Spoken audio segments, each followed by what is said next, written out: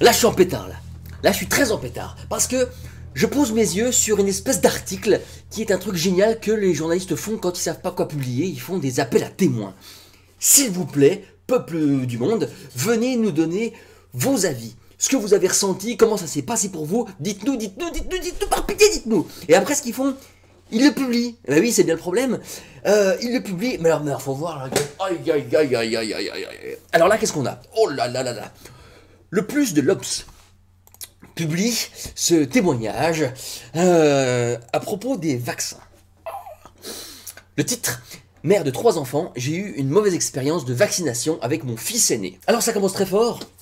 Faut-il être pour ou contre la vaccination? Sur le sujet, les avis d'experts, mais aussi ceux des citoyens, divergent. Sans déconner. Alors je sais pas quels experts t'as consulté, mais moi j'irai pas les voir. Et puis tes avis de citoyens, hein, parce que alors concernant la médecine, les citoyens, bonjour quoi. Et là du coup, c'est exactement ce qui se passe. Ah, c'est atroce, atroce, atroce, atroce. Non, je vais tâcher de me calmer parce que sinon ça va faire chier tout le monde et puis on va passer une mauvaise chronique. Non, alors voilà. Ah, t'es zen, tu t'en profites, voilà, c'est cool. Voilà, ça va tout de suite mieux. Elle raconte donc que son pédiatre lui a proposé le vaccin Revaxis, donc diphtérie, tétanos, polio, et que effectivement c'est un vaccin pour adultes et pour enfants supérieurs à 6 ans pour un rappel. Donc son gamin de 2 mois et demi pour sa première vaccination n'était pas dans les clous. Elle observe rapidement une fièvre, voilà, ce qui est un des symptômes normaux post-vaccination. Elle dit d'ailleurs qu'elle le sait, donc ça l'inquiète pas spécialement, et puis elle va attendre. Et c'est là que le lendemain les choses se gâtent, puisque son gamin fait une crise de spasme. Je sais bien que ce n'est pas toujours évident à constater chez un nourrisson, mais je sentais qu'il n'était pas dans son état normal. Ah bah, s'il a des spasmes, si, ça doit être plutôt évident à constater. Si, tout à fait. Paniquée, elle dit qu'elle appelle le pédiatre, que ce pédiatre ne lui répond pas, qu'il a sa secrétaire et qu'il lui dit que n'en sait rien.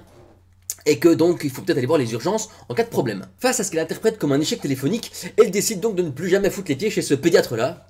Bah, il est pas là, ce truc, alors voilà. Et elle décide d'aller chez l'ostéopathe, parce qu'il lui faut un médecin de confiance. Elle ne manque pas de préciser que le choix de ce praticien était tout à fait émotionnel, qu'il n'était pas guidé par la raison, tu m'étonnes, et que, étant en panique, elle a pris le premier truc de confiance qui lui venait. L'ostéopathe lui a notamment parlé d'un engorgement du foie. Alors, je vous conseille de faire un petit truc chez vous. Vous allez dans Google, et puis vous tapez engorgement du foie, parce que si ça se trouve, c'est mes paramètres de recherche qui sont un petit peu merdiques, et vous regardez sur quoi vous tombez. Moi, je suis tombé sur strictement rien de scientifique, rien de sourcé, rien de que dalle. Je suis tombé que sur du site Natural News, Santé Nutrition, ce que tu veux, mais rien de sérieux. Google Scholar, ils connaissent pas. Alors, s'il vous plaît, faites le truc chez vous et dites-moi si vous tombez sur des résultats qui sont exploitables. Voilà, merci. Alors, on ne sait pas ce qu'a fait l'ostéopathe, mais on apprend que quelques jours plus tard, le gamin va beaucoup mieux. Un petit peu comme si le contre-coup de la vaccination, finalement, ne durait que quelques jours. Ce serait quand même une coïncidence un petit peu rigolote. Alors, ce qui est rigolo par contre, c'est qu'elle écrit: je ne savais pas s'il s'agissait d'un concours de circonstances ou du résultat concret de la séance. D'ailleurs, aujourd'hui encore, je ne saurais dire. Toujours est-il que, si le détail de cet événement m'échappe, le souvenir de l'émotion est intact. Ah, parce que ça, de l'émotion, dans cet article, je peux vous dire qu'il y en a. Hein. Et vas-y. Hein. Elle est paniquée, elle est stressée, elle savait pas quoi faire, elle a plus confiance en son pédiatre, l'émotion est intacte, j'étais en effet totalement angoissé. Alors ça, elle en met partout, pas de problème. Je vous rappelle qu'à ce stade, on ne sait toujours pas si c'est le vaccin qui a causé les spasmes du gamin. Hein. Et d'ailleurs, on ne le saura jamais. Mais par contre, on fait des digressions. Alors ça, c'est très... Elle dit, en plus, alors, elle le dit tout du long. Peut-être que j'ai tort, je n'en sais rien à vrai dire. Ok, d'accord, mais tu te permets quand même de donner ton témoignage pour en faire un article dans un journal qui est quand même pas mal lu. Après voilà, on a les petits questionnements de bonne foi. C'est vrai que l'industrie pharmaceutique fait quand même beaucoup d'argent sur les vaccins. Et puis c'est vrai que les praticiens, quand ils essaient d'expliquer aux patients que c'est important de faire vacciner leurs enfants, ils ont un ton condescendant parce qu'ils les prennent pour des je sais pas quoi, à refuser la vaccination, tout ça. Ils devraient être un petit peu plus coulants parce que nous après on se sent agressés, bon voilà. Mais c'est la fin qui est magique. Je vous lis ces 3 lignes. Hein. J'aimerais simplement plus d'objectivité scientifique sur le sujet.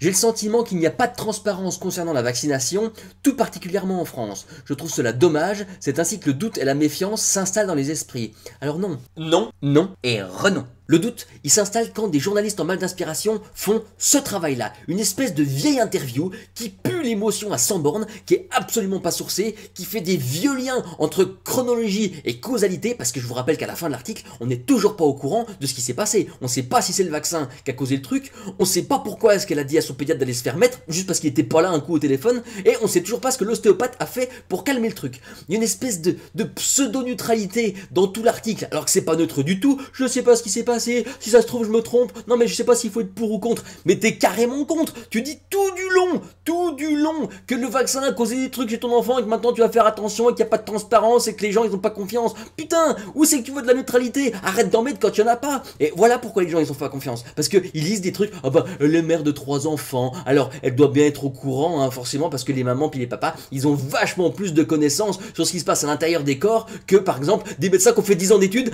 au hasard. Alors fort heureusement, il y a tout de même quelques commentaires qui précisent bien que l'Obs a fait vraiment un travail de merde, parce qu'un truc de témoignage comme ça, pas sourcé, etc., c'est dégueulasse, super, mais il y a quand même un commentaire qui nous dit « Faites vos recherches, vous verrez que tous ces cas d'autisme après la vaccination, c'est quand même pas très normal, et puis de toute façon l'aluminium, on sait que c'est mauvais parce que Alzheimer. » Et voilà pourquoi est-ce que les gens ils ont pas confiance, parce que des petits Cro-Magnon macrocéphale ectoplasme viennent donner leur espèce d'avis inepte qui ne vaut rien, c'est pas sourcé, ça n'a strictement aucun fondement scientifique. Moi je vais tout vous mettre en description, hein. Franchement là je vais blinder, et cette vidéo vous me la faites tourner parce qu'il y en a marre d'avoir des infos de merde sur les vaccins, d'accord? Alors je vous dis merci de partager ça au large. Si vous voyez cet article, vous le défoncez, par pitié défoncez-le.